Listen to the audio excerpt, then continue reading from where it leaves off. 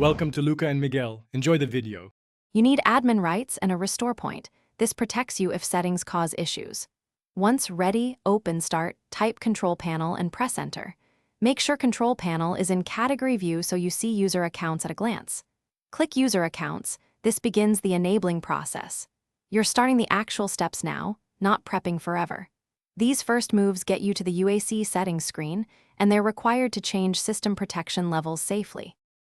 Once in User Accounts, click Change User Account Control Settings to reveal the slider. You'll see 4 positions, Always Notify through Never Notify, so pick the level that balances security and convenience. Move the slider to the recommended second from top for most users. This prompts for apps that try to make changes.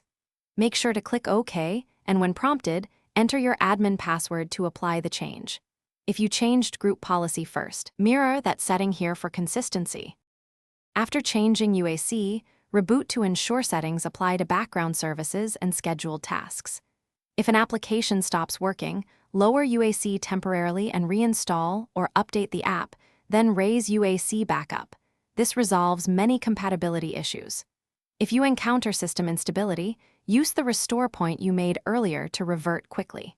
And if prompts feel excessive, adjust the slider one notch at a time so you can find a comfortable balance between security and interruptions. Thanks for watching and please subscribe. It's the best investment you'll ever make.